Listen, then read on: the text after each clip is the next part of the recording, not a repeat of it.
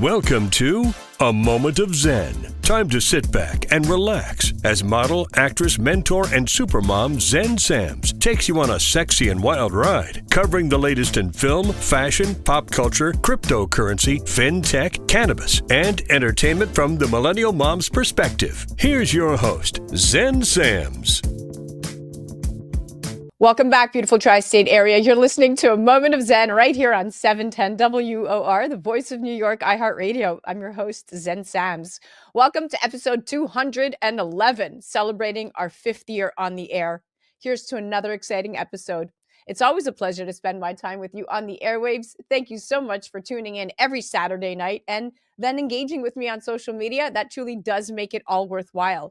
Please continue to follow me on Instagram and LinkedIn at Zen Sams. That's Zen with an X, not a Z, XENSAMS. And remember, all of our episodes of A Moment of Zen are available on our YouTube channel. We upload Sundays at 2 p.m. via digital streaming. And you could also check us out on Your Home TV platform on our own channel at mox.yourhometv.com. It's free programming to you.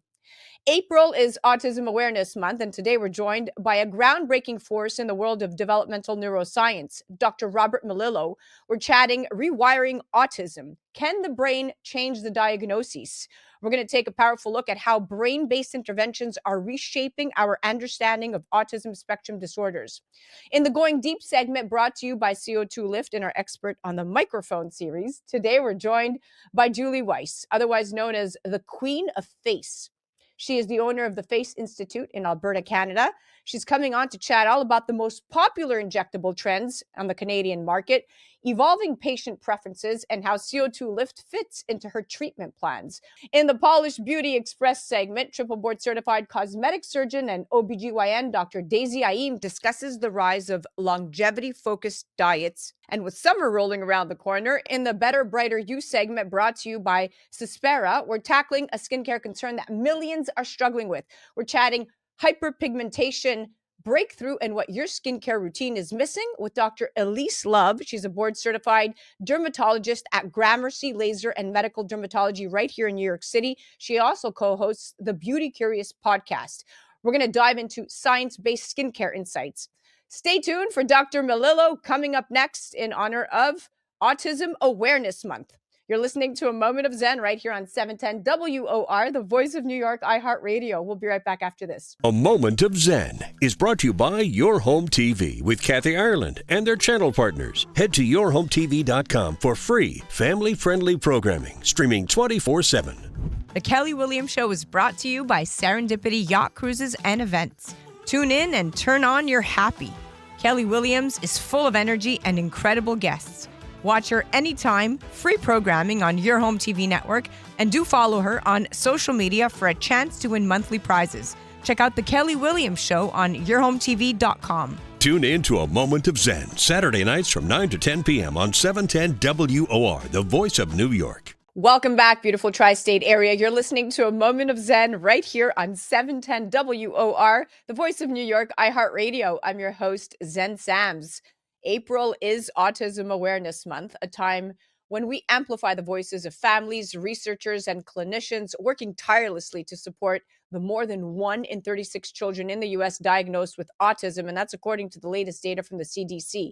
Today, we're going to be joined by a groundbreaking force in the world of developmental neuroscience, Dr. Robert Melillo. He's a clinician, a professor, a brain researcher, and the best-selling author of Disconnected Kids, which is now in its 3rd edition and translated into 16 languages. But more than anything, Dr. Melillo is a change maker. He's the creator of the Melillo method and co-founder of Brain Balance Achievement Centers, where his work focuses on rewiring the brain through non-invasive multimodal approaches. His focus, not managing symptoms, but addressing root causes. And that includes autism spectrum disorders. This conversation is going to be brought to you by Your Home TV, committed to delivering meaningful programming that inspires families everywhere. Today, we're chatting rewiring autism. Can the brain change the diagnosis? A powerful look at how brain-based interventions are reshaping our understanding of autism spectrum disorders. Welcoming now to the show is the incredible Dr. Robert Melillo. Welcome, superstar. Thank you, Zen. I'm excited to be here. So excited to have you on. So, Dr. Melillo, today we see an autism diagnosis happening earlier than ever, with children being screened as young as 18 months. And while early intervention is crucial, many parents feel truly overwhelmed by the medical jargon and limited to behavioral therapies. But your work points to a different starting place, the brain. So, can you walk us through what's actually happening neurologically in a child with autism? One of the things that's not happening in the vast majority is there is no damage or injury in the brain. There is no genetic mutation most of the time. Those things are misconceptions. And really, it starts with that, from my experience, everyone that's on the autism spectrum, whether they range from high functioning to non-speaking, which is the majority of what we work with, they really have these genius level skills, every one of them, in especially their left brain skills. And so what the problem is actually this developmental immaturity delay and imbalance that starts in early childhood. And that creates this developmental imbalance between the right and left hemisphere networks.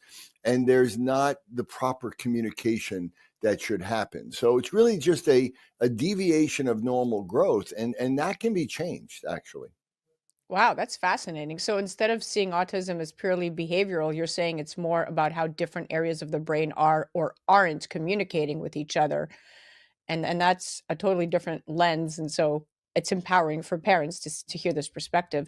Now, I'm going to move on to a stat. The CDC notes that boys are nearly 4 times more likely to be diagnosed with autism than girls. Mhm. But many experts say girls often go undiagnosed because they present differently, more internalized symptoms, if you will, and stronger masking behaviors, if not. So, what does the science say here? Is this a brain-based difference between genders? Yeah, there's definitely a brain-based difference between genders, but it also has to do with the way that it's all about brain development. And again, it all comes down to neurology and neuroscience. These are not behavioral issues, they're not psychological.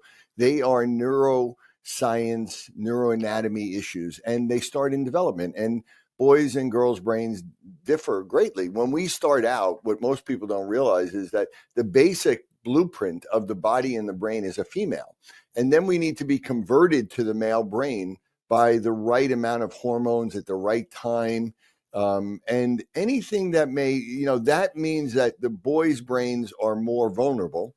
Males tend to be a little bit more right brain dominant and dependent than females. Women have, in general, female brains have a larger, what we call corpus callosum, and they have a more symmetrical brain. And they tend to have naturally better communication between brain networks, and they tend to multitask a little bit better than male brains. But also, because these are developmental delays and immaturity, the male brain normally takes longer to mature.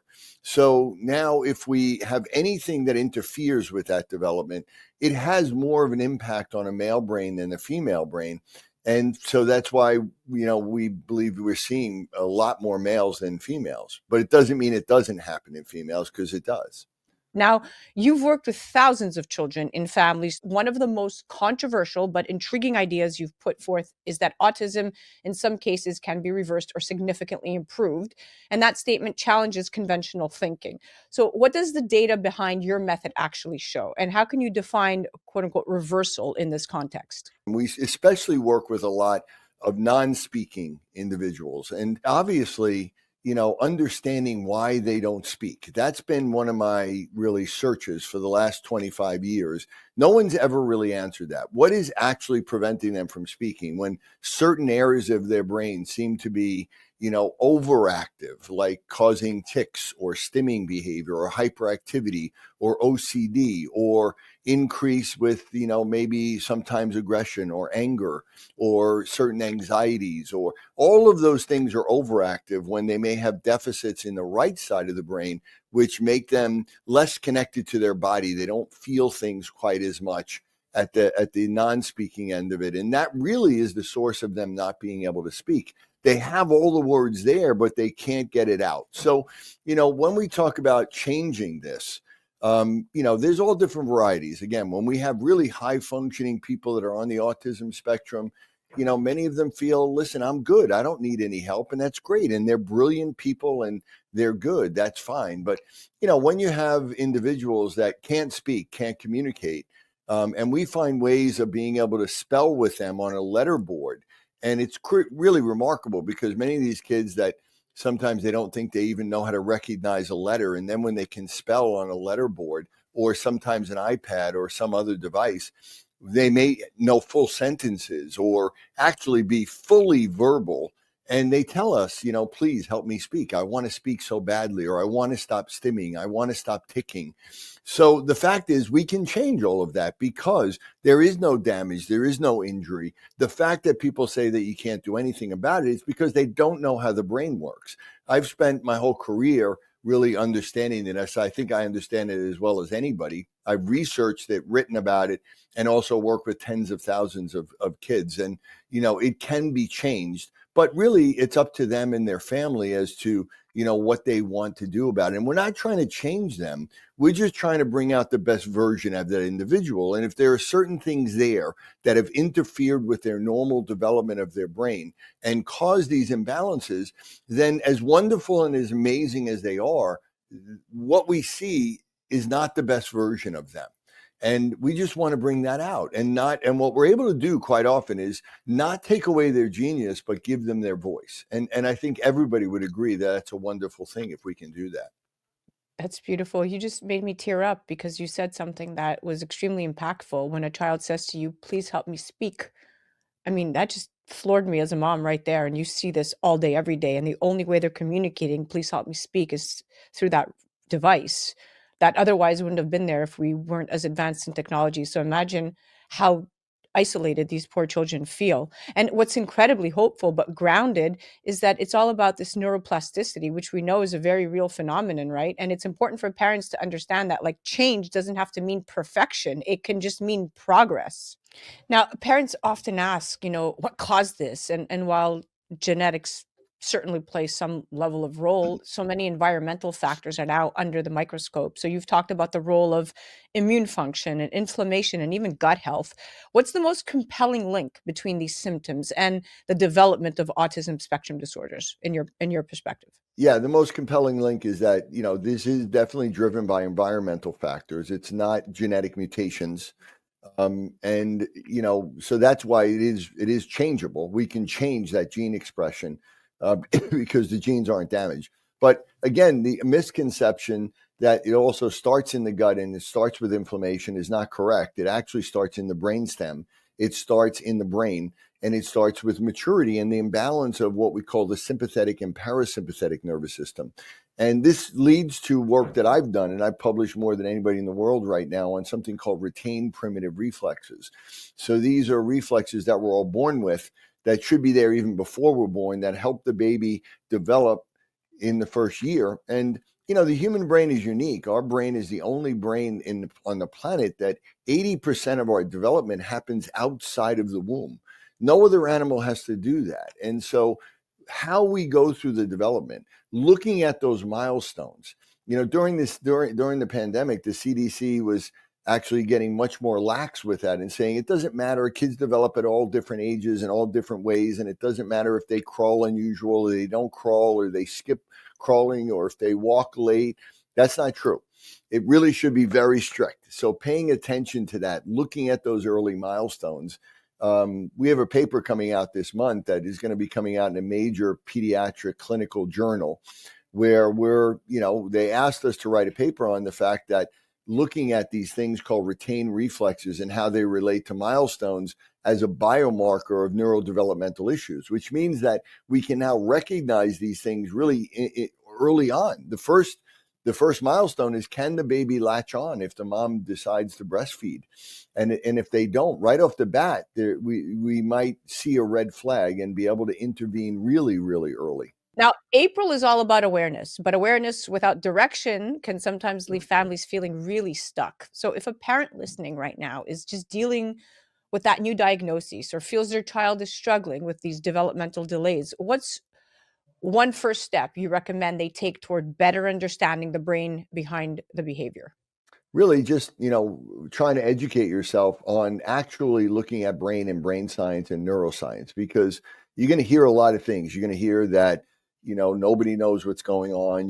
No one's even going to tell you that. The first question I ask most families when they come all over the world to New York here to see me is, has anybody tried to explain to you what's happening in your child's brain? The answer is always no. And the reason why is because they don't know. And yet, they'll tell you, but there's nothing you can do about it, even though they don't know what the problem is. And that's what drove me on this. Was my own son was diagnosed with ADHD, and I went out and wanted to search as to what the answer was. And I already knew a lot about neurology and the brain. And people kept on saying, well, we don't know what it is, but we know there's nothing you can do about it. So the idea is to really understand that these are neurological developmental issues. And people will say there's nothing you can do about it, but that's not true.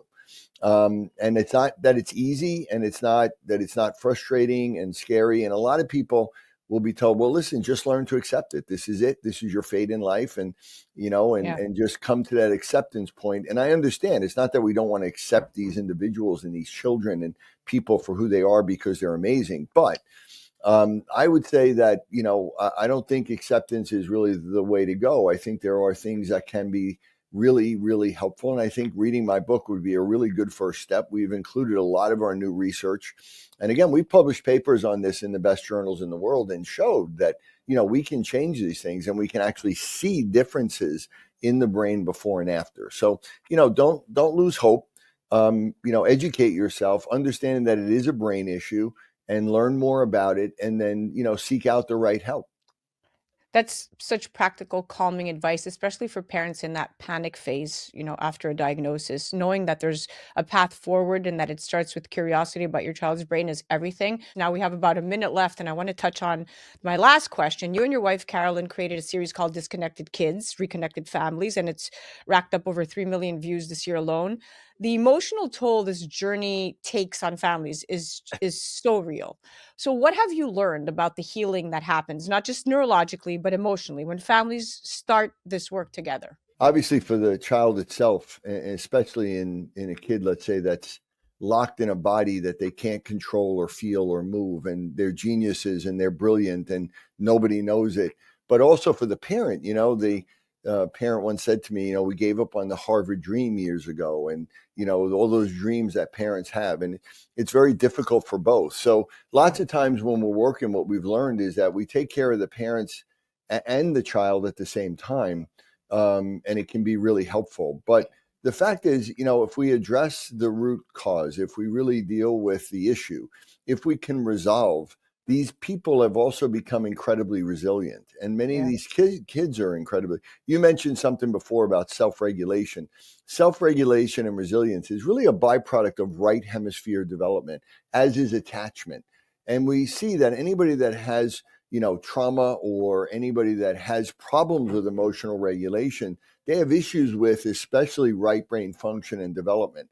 And when we change that, it changes resilience, and it can heal trauma, and it can help with emotional regulation. And sometimes that's the only way to do it, because if there is an imbalance in the brain, you can teach them all they want. You can try all the behavioral. All you're doing is managing symptoms or managing behaviors, and you're not really dealing with the core issue. So, those are things that we can, if we really overcome the issue, then people bounce back pretty quickly, and they can get into a really good space, both for the whole family.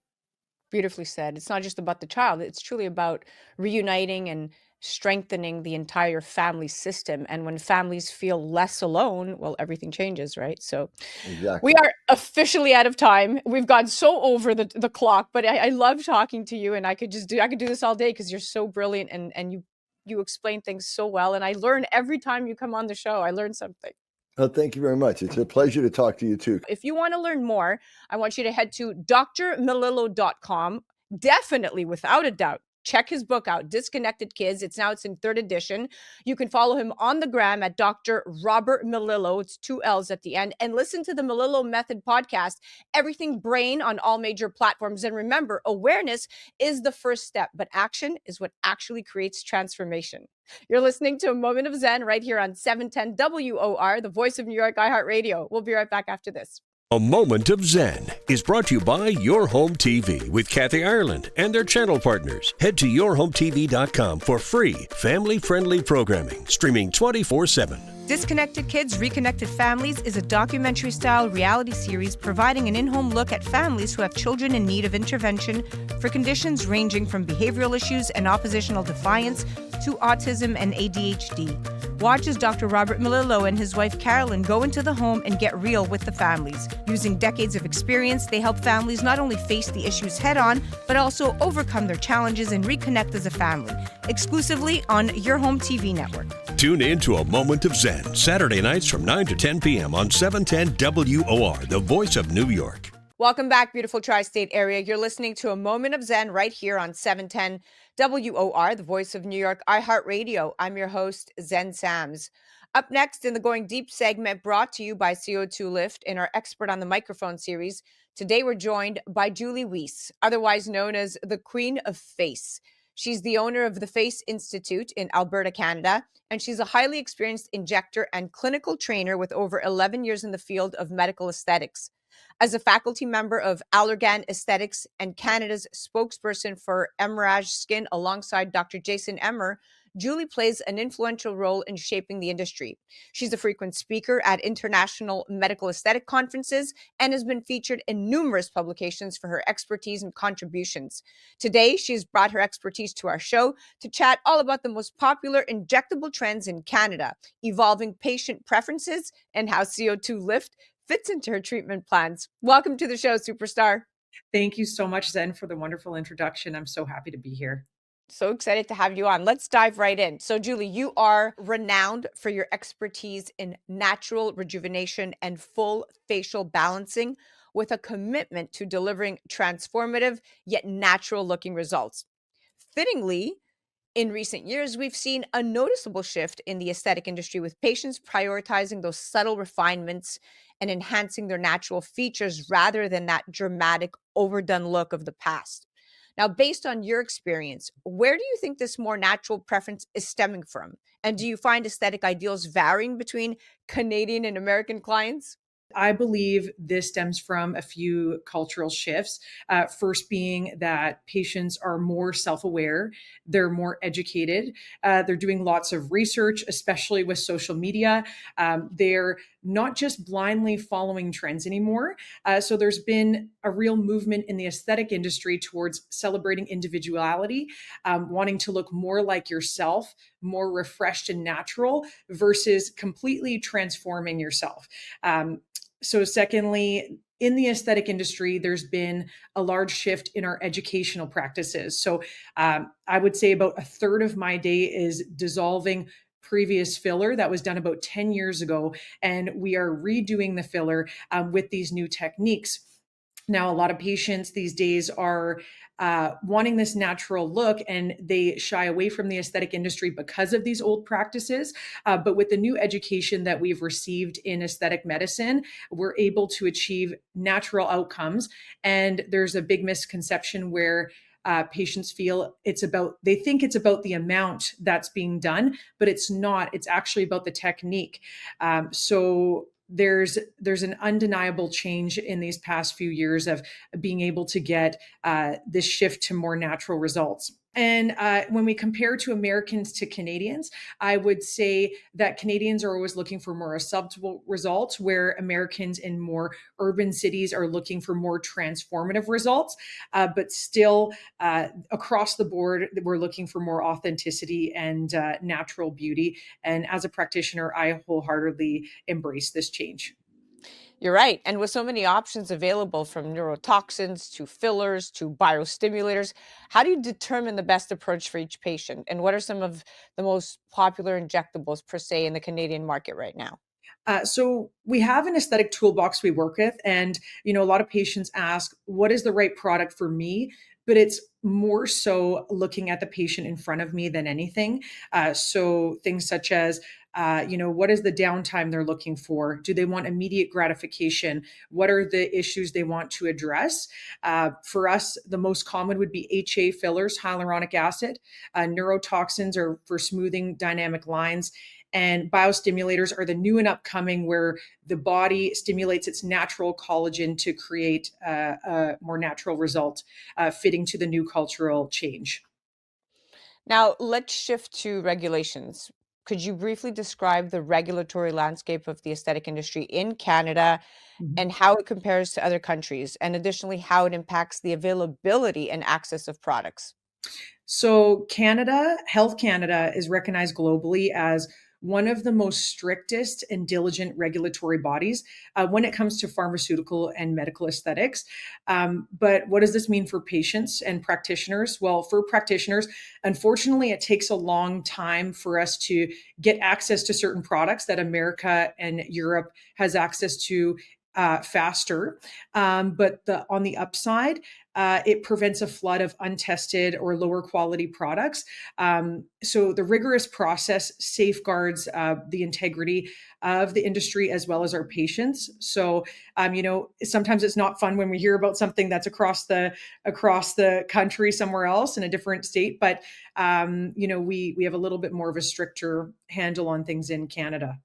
Now let's bring CO2 Lift into the picture, a product I know you are very familiar with. As we know, carboxytherapy has been around since the 1930s, injecting carbon dioxide gas underneath the skin. But CO2 Lift was able to remodel this in a new delivery system as a topical gel mask. And while it has many monotherapy benefits, it can also be used in combo therapy, both pre and post procedure.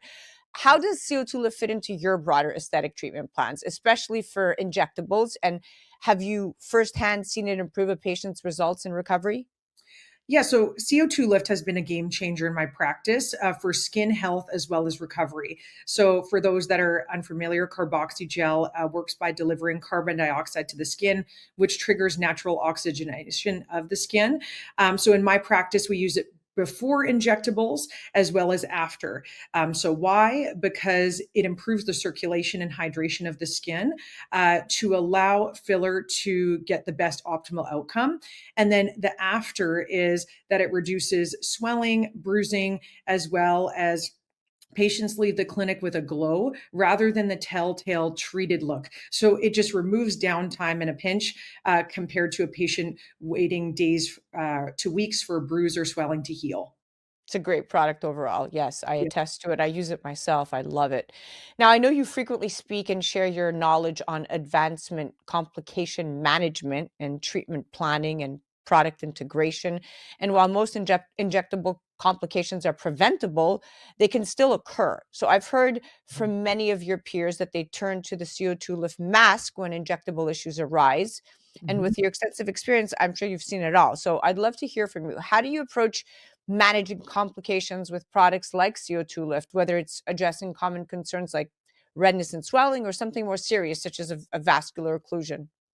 Yeah, so definitely have seen it all in this industry in terms of complications. And one thing I always stress to practitioners, no matter how skilled or careful you are, is that complications are going to happen, but it's how you manage it. So, most commonly, patients will experience swelling, redness, and bruising after a treatment. And this is where the CO2 lift is invaluable in my kit because it decreases all that inflammation within an hour.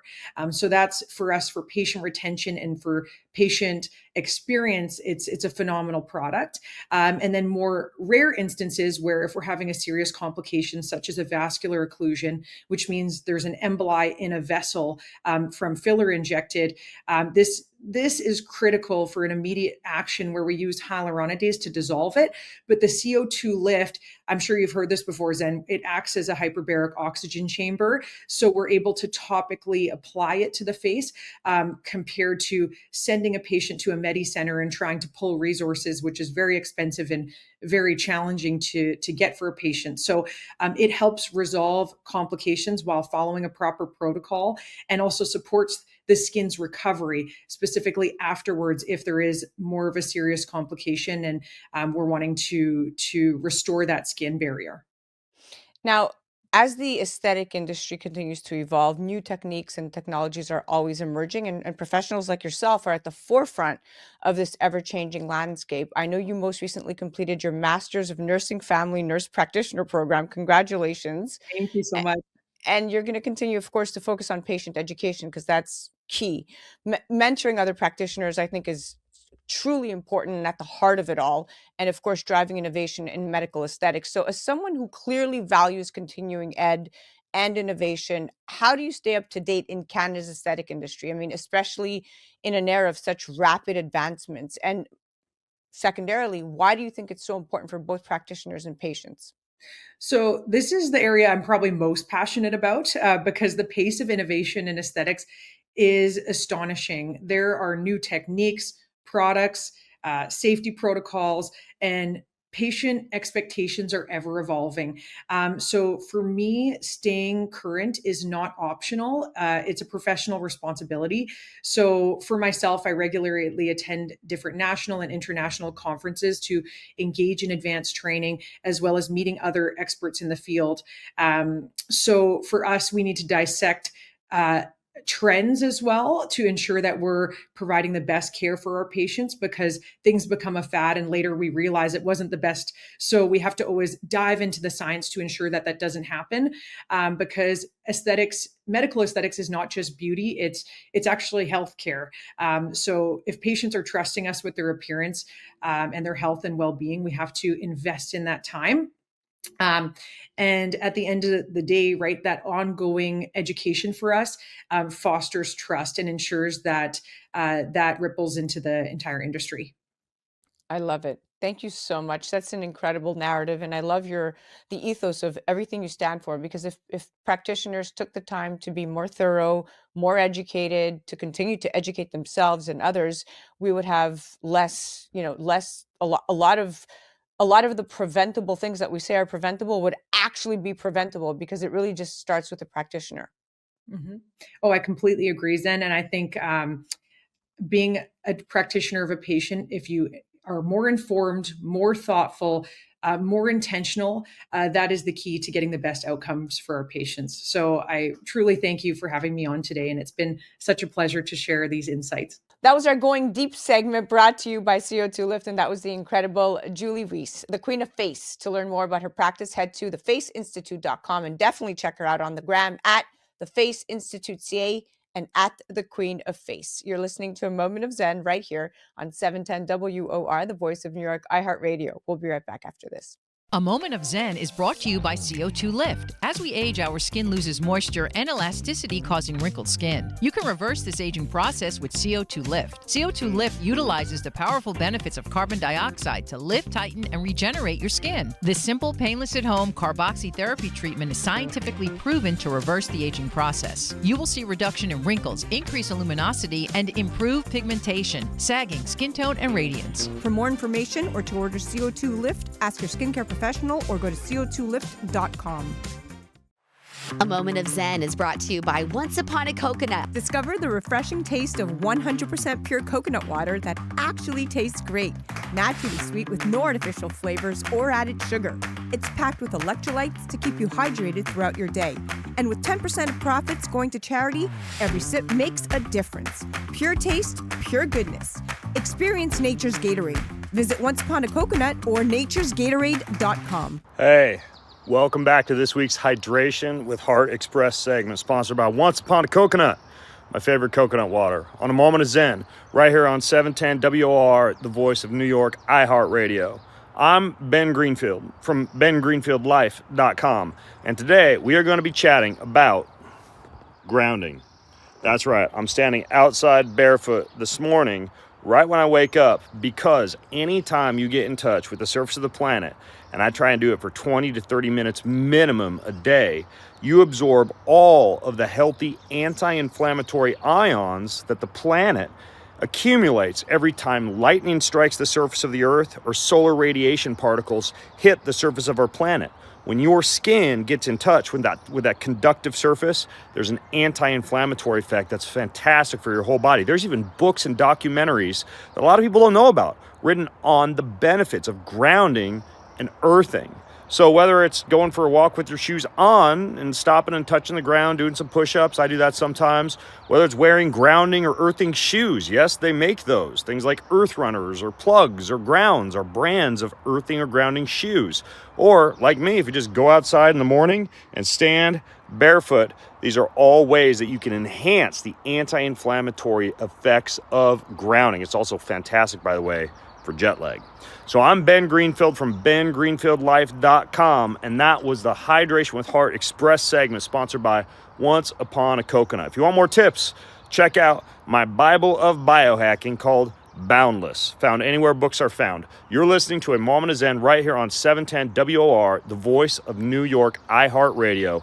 We'll be right back after this. A Moment of Zen is sponsored by FinTech TV. FinTech TV, the newest streaming channel focused exclusively on the business of blockchain, digital assets, and sustainability. Broadcasting from our studio on the floor of the New York Stock Exchange with daily reports from NASDAQ, global expansion, and 24/7 coverage. Become part of the launch. Head to fintech.tv/invest. Fintech.tv/invest. Tune in to A Moment of Zen Saturday nights from 9 to 10 p.m. on 710 WOR, the voice of New York. What if I told you the secret to living longer, stronger, was already on your dinner plate? Yes, it's not a magic pill.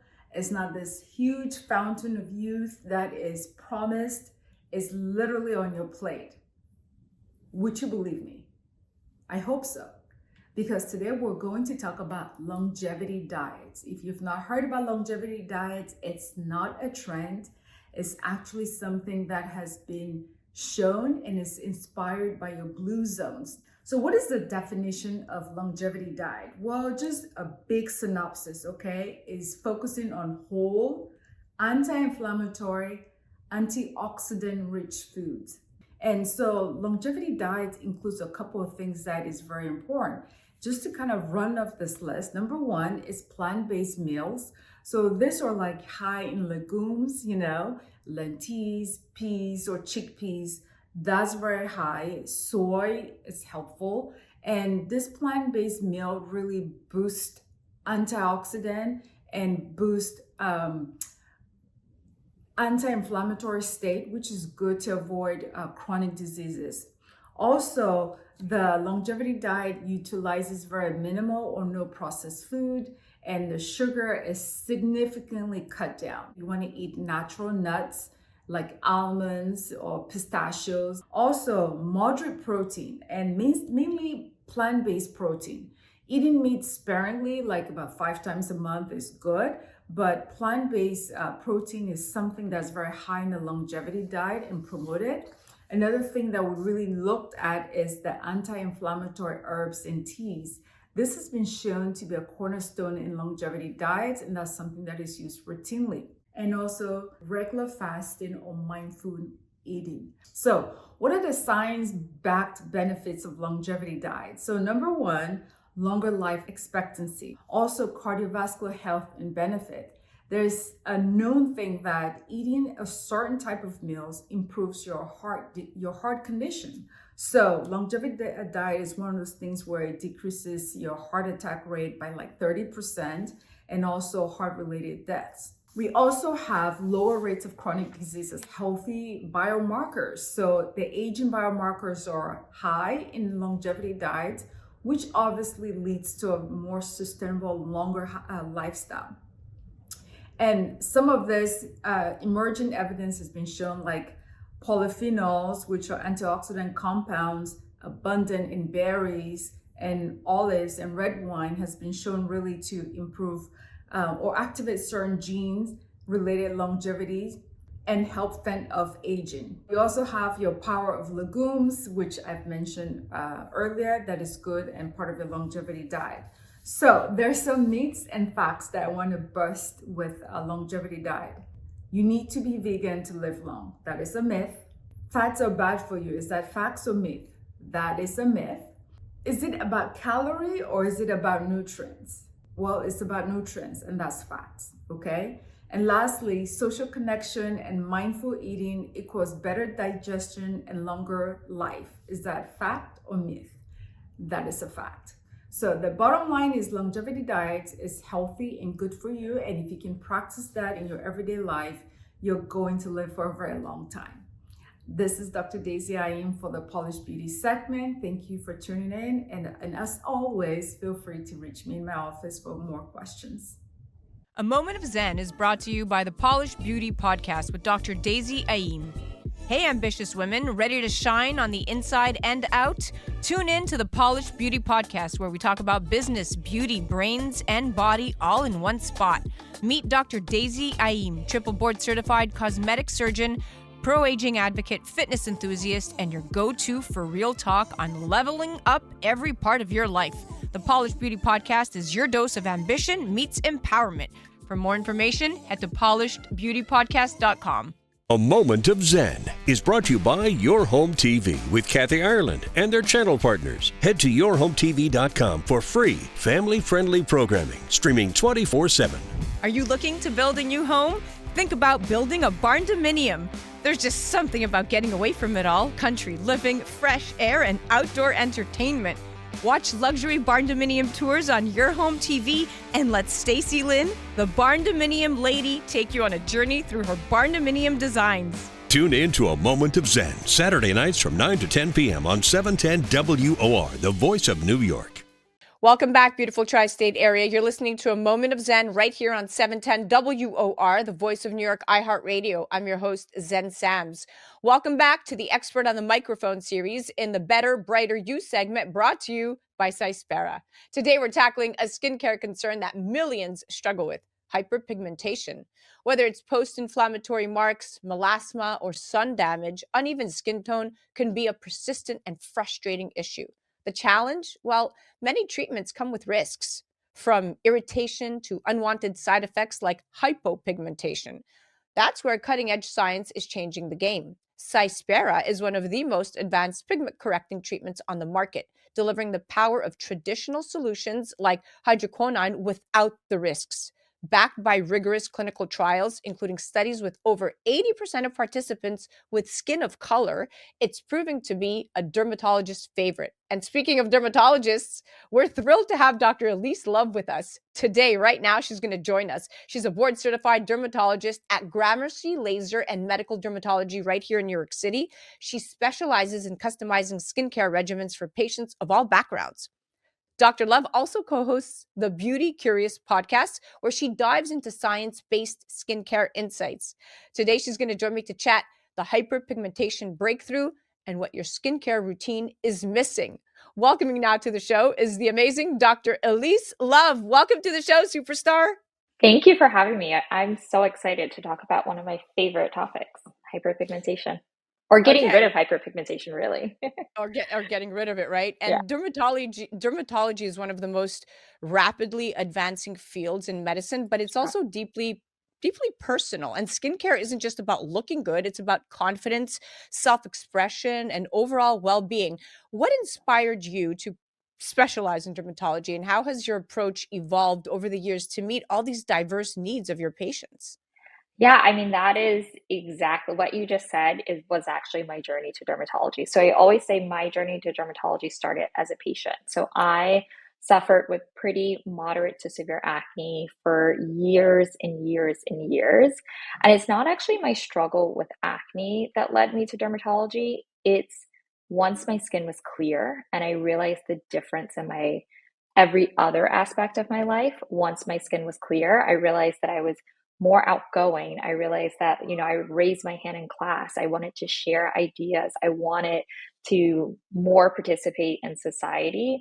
That I was like, this is amazing. So it's really the quality of life impact of dermatology that led me to, go to medical school and eventually become a dermatologist. From the beginning, my training has always been, there's been a focus on that quality of life impact, but also providing culturally competent care and realizing that even if two people need the same medical treatment, you may not approach that medical treatment. You may not approach that conversation about that medical treatment in the same way. And so I think that, as we learn more, we are all evolving, but I'm really grateful that that focus on how do you provide clinically sound and adequate care to a diverse range of patients has always been at the core of my medical practice. That's such a great perspective. Personalization in skincare is everything. And Yeah. it's amazing to hear how you prioritize that in your practice. I love that.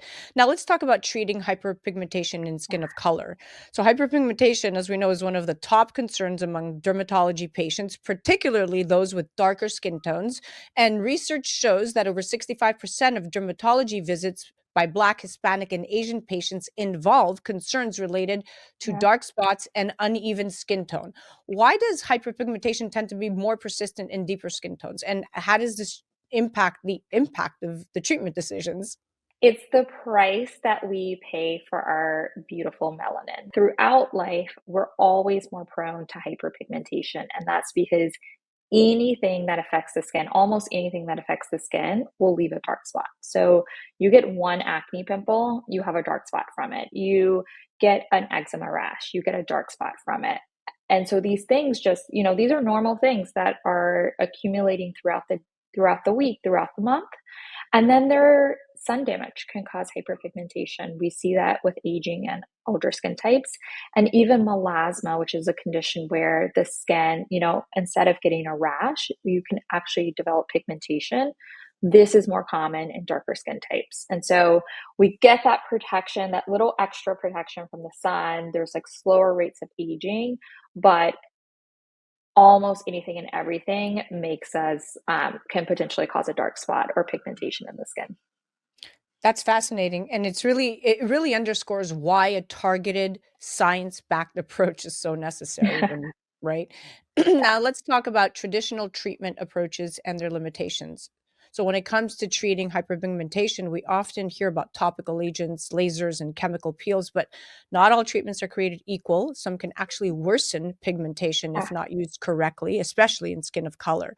From your perspective, what are the most effective treatment approaches and what factors determine the best choice for a patient? We know that pigmentation is a 14-step process. And so the more steps that you can interfere with, you're going to have more effective treatment.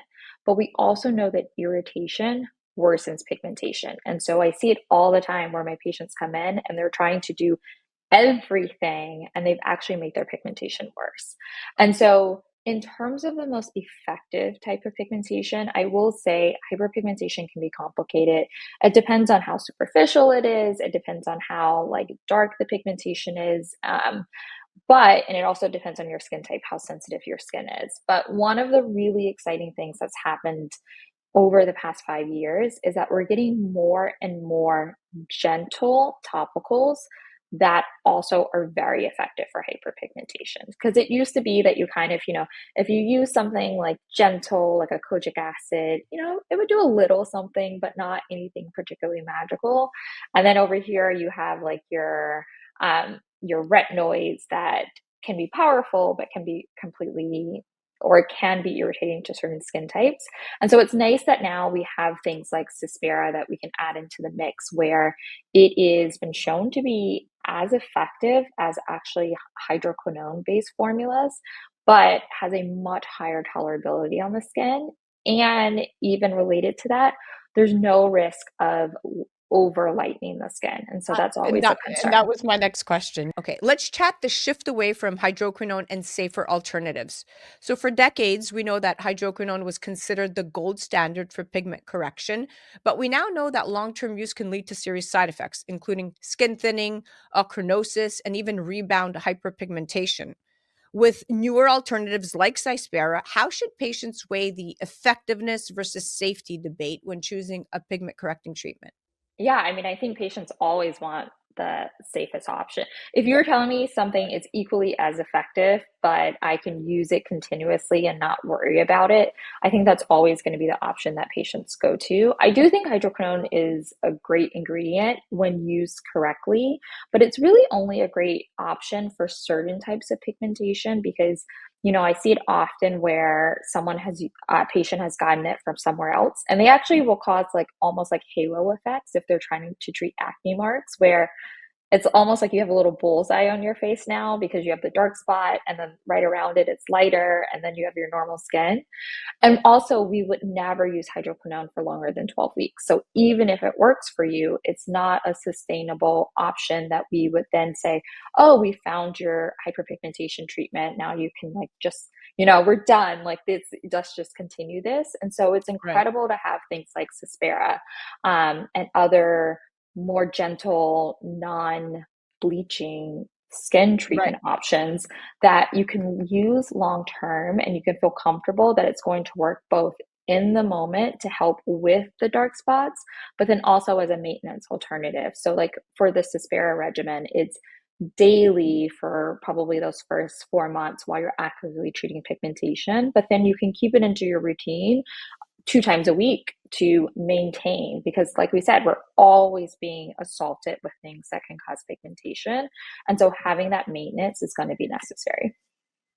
Thank you for that thorough explanation, which brings me to my next topic. Cypera's unique mechanism. It's a dermatologist's preference, and Cypera has been making waves in the derm world because it delivers results comparable to hydroquinone without the risks. And unlike traditional pigment correctors, it's powered by cysteamine, which occurs naturally in human cells. So what makes this cysteamine a game-changing ingredient in the fight against hyperpigmentation, and why do derms trust Cypera as an alternative? The things that make cysteamine unique is the fact that it can be used long term, the fact that it does not cause any type of skin bleaching, so it can be used consistently, and it can be used on the full face. And so this is particularly relevant for people who have patchy melasma or people who have post-acne marks. So you may have dark spots that are scattered throughout the face, but it's really hard to spot treat every single one of them. And so you can use it on the whole face without worrying that you're going to lighten the skin tone. And then the third thing is the tolerability. Tolerability is a game changer for treating hyperpigmentation, because anything that irritates the skin can potentially make the pigmentation worse. And so I think cysteamine is an incredible ingredient, and we're getting more and more of these ingredients coming to market. Yeah, cysteamine, game changer. It's incredible. So we're talking about a treatment that works in harmony with the skin rather than against it, right? And Yeah. that's truly what it's about. And what I want to point out is that I have been using Cypera, Yeah. and I don't have any hyperpigmentation or melasma, or my skin is good, but now it's even better because I have that brightness, that It's natural bright. Yeah. glow. Yeah. It just brightened me up, and without having to use any harsh chemicals. So when I tried it for the first time, the first thing I Googled was, can I use this every day? Even if I don't have any of the telltale signs of what it actually could also cure that other Yeah. products on the market don't. And then I was like, wow, this is skincare. This is not just solving problematic skin, right? Whether it's melasma, hyperpigmentation, this is great for just maintenance. So now I want to talk about exactly that, the clinical trials and diversity in dermatology research, which I think is so important and so underrated. A major issue in dermatology research is that many clinical trials have historically excluded patients with skin of color. And this has led to treatments that may not be as effective or safe for darker complexions. Now, Cypera stands out because its clinical trials included over 80% of participants with skin of color. Big shout out. Yeah. How important is this kind of representation in dermatology research? And do you think we're seeing real progress in this area? Yeah, I think that it's such an important, it's a point, and it's important from both the like disease perspective and the treatment perspective. So an example in terms of disease perspective is that when we look, we know that visible light causes pigmentation in darker skin tones, but it does not cause pigmentation in lighter skin tones. And so if we didn't do that study on every single skin type, we wouldn't have that information. And it's the same for pigment fighting ingredients. We know that some are not as effective on darker skin tones, but also when we get back to the point of irritation. So we know that if you're testing out your formula on a lighter skin tone, you may get some mild irritation, but that may not affect your results, right? Because lighter skin tones are not as prone to post-inflammatory hyperpigmentation.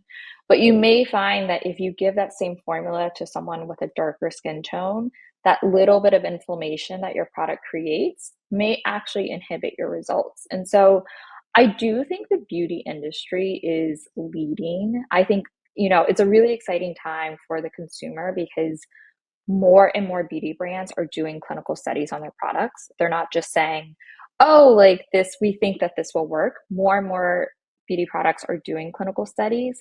And I think that the beauty brands understand that the consumer now is demanding that they test these products on them. And so we are seeing this push where more and more brands are including all 5 skin types, but we definitely have to acknowledge and give a shout out and support the brands that have been doing it from the beginning. Amen to that. Now, it's the truth. And we're almost at the end of this incredible segment. I love talking to you because I love talking to experts that make so much sense and that put it into perspective for our audience. And for those struggling with hyperpigmentation, the journey to clear even skin does feel frustrating and overwhelming. And there's a lot of misinformation out there, and not every treatment is a good fit for every skin type. So I love that we had this conversation and we're pointing our audience in the right direction. Now, if you have one piece of advice very quickly you'd give to someone looking to safely and effectively treat that hyperpigmentation, what would it be? Okay, well, if I have one piece of advice, I would say pigmentation is really complicated. It's even complicated for me as a dermatologist. So if you have the option to go and be seen by a board certified dermatologist and do this journey together, I highly recommend. But even, I will honestly say most of the best pigment fighters are over the counter. So if you are going on this journey alone, there is social media for some extra board certified advice, but just remember to go low and slow. So more is not more. More is not more when treating hyperpigmentation, because if you do too much, you can worsen your results. So take it slow, be patient, and just know that there are some incredible options that you have that are over the counter. And look at the clinicals. I always say that. Yes, look at the clinicals. Yes. Be an informed consumer. Yes. Well, thank you so much, Dr. Love. This has been such an enlightening conversation. Thank you for breaking down the science behind hyperpigmentation, safe treatment options, and the power of dermatologist-backed innovations like Cypera. Thank you so much for coming on. Thank you for having me. This is such a joy. For those listening, if you're looking for a clinically proven solution to stubborn dark spots, visit Cypera.com, or you can check them out on Instagram at Cypera, Cypera with a Y. And be sure to follow Dr. Elise Love on social media at Elise Love MD, and check out her podcast, Beauty Curious, for even more skincare insights. You're listening to A Moment of Zen right here on 710 WOR, the voice of New York. That was our expert on the microphone in the Better, Brighter You segment, brought to you by Cypera. We'll be right back after this. A Moment of Zen is brought to you by Cypera. If skin discoloration is making it hard to find your Zen, Cypera can help. Stubborn pigmentation, dark spots, and uneven skin tone concerns go beyond the surface, affecting both confidence and self-expression. In a sea of skincare choices, Cypera stands apart. Backed by science and trusted by dermatologists worldwide, Cypera is powered by the advanced cysteamine isobonic amide complex, delivering clinically proven results and effectively targeting mild to persistent discoloration while restoring the skin's natural glow. Unlike harsh treatments, Cypera is formulated for all skin types, including sensitive areas, ensuring visible improvements without irritation. Whether pigmentation is a new concern or a long-standing struggle, Cypera works in harmony with the skin to bring balance, clarity, and renewed confidence. Cypera is science-driven skincare for confidence that shines. Find your skin zen and restore your glow with Cypera today by heading to Cypera.com. A Moment of Zen is brought to you by the Fieldhouse in Northvale, New Jersey, a vibrant and fresh take on youth and adult sports and family fun, and home to the New Jersey Thunder softball program. Plan unforgettable birthday parties or private events, or explore camps and programs that keep kids active and inspired. Take time for yourself in adult leagues or rent a field or court with friends. From a cutting-edge gaming cave to hitting and pitching centers and top-tier sports instructors, the Fieldhouse is reigniting the next generation of play. Head to NJFieldhouse.com lighthouse.com. Well, that's a wrap, my dear friends. Remember to join me right here on 710 WOR, the voice of New York, every Saturday night from 9 to 10 p.m. Or you could head to 710WOR.iHeart.com/A Moment of Zen. And also remember that we're live on Traverse TV Sundays at 1 p.m. Eastern. You can download the Traverse TV app. It's absolutely free and free programming to you. And you can also find us on our YouTube channel Sundays at 2 p.m. Eastern. All of our episodes are uploaded. And of course, on our Your Home TV channel, you could head directly to ours at mox.yourhometv.com. We stream there 24/7. Thank you for listening to us. It's been an absolute pleasure being your host. Thanks again to all of our sponsors that continue to make the show possible. And remember that happiness is the only thing that multiplies when you share it. We'll be back next week.